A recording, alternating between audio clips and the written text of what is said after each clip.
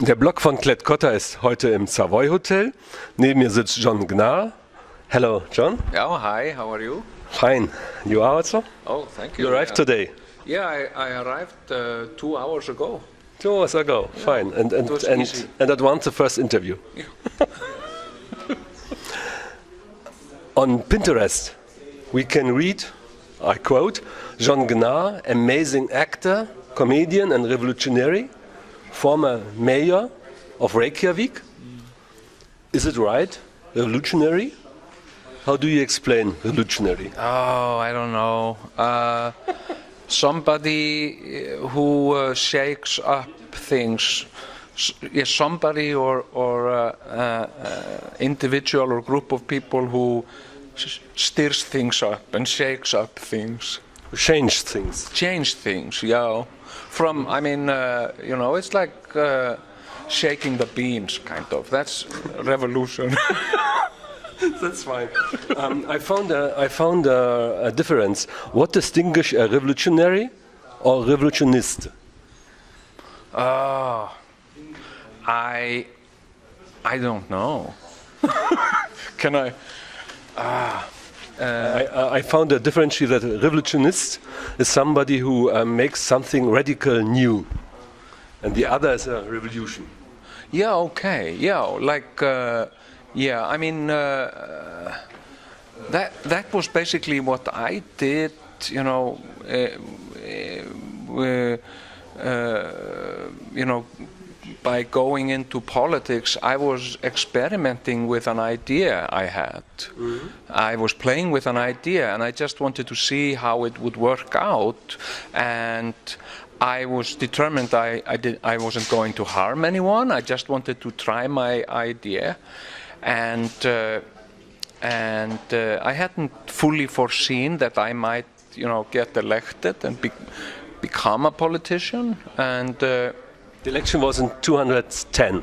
That was in 2010, and I was mayor for 4 years. Yeah. Fine. And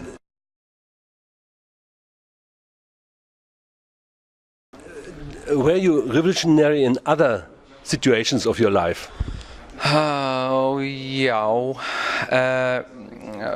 I have always been fascinated with trying out new things, mm-hmm. and challenging myself and provoking norms. And so it's a important part of my life, I would say. Mm-hmm. I have had a look to Wikipedia. I quote also, he is an Icelandic actor, comedian and politician who served as a mayor of Reykjavik from 210 to 214. What is your preferred role, comedian or politician? Well, it's. I mean, it's both. I mean, it's.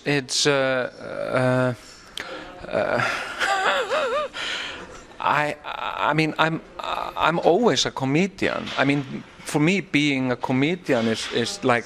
I mean, it's just the way I was born. I didn't have an option but to become a comedian because it's just how my head works, and so when I was, you know, when I was the mayor, I was a comedian still, and I used to drive taxi in Reykjavik, and I was a comedian then also. So it's I'm always a comedian and politician.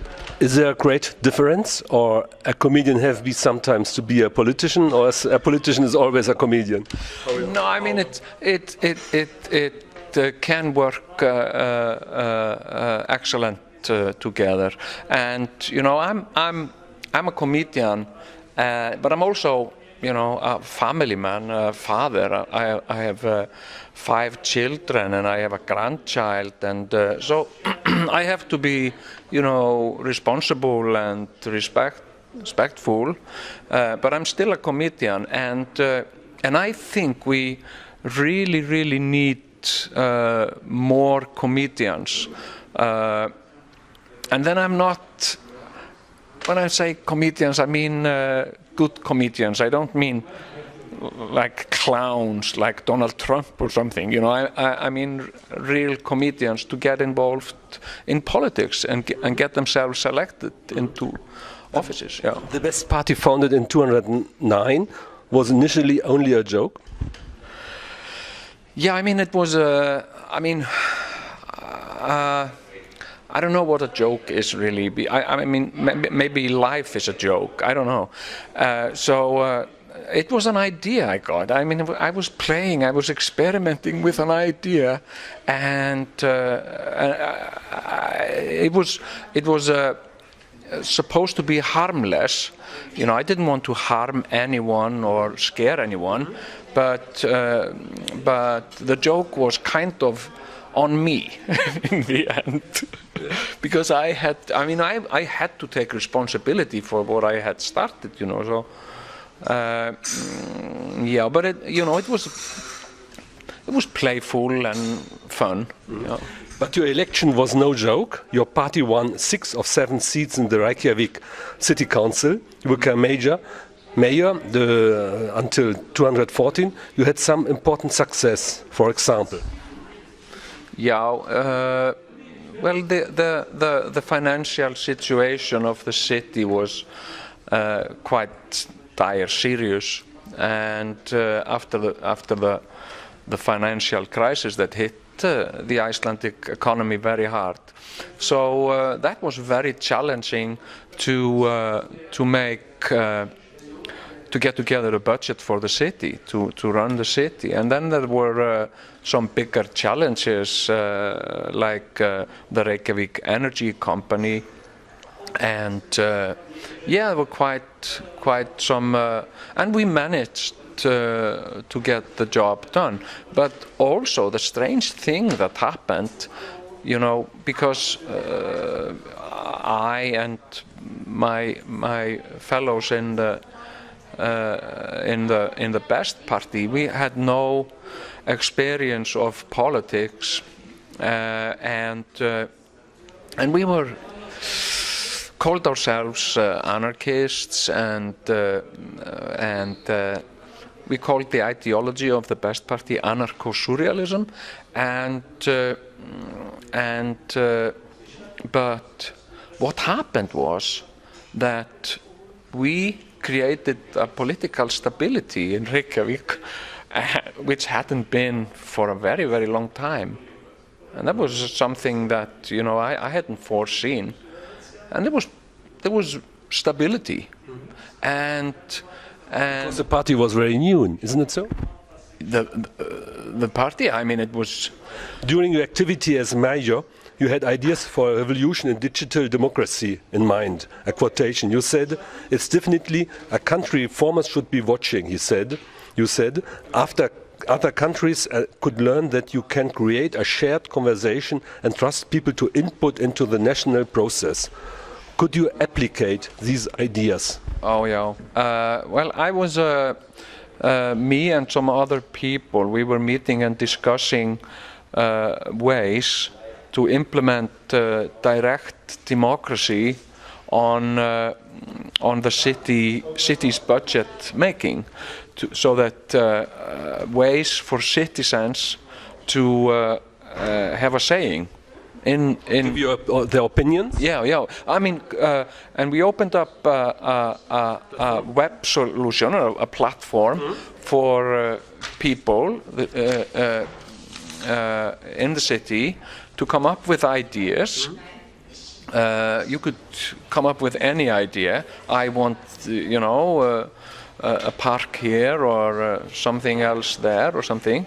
And then people find there the official responses. What? The official answers. Yeah, but then the public would vote on the ideas, and they would vote up or down, and we promised that we would implement. We would, you know, do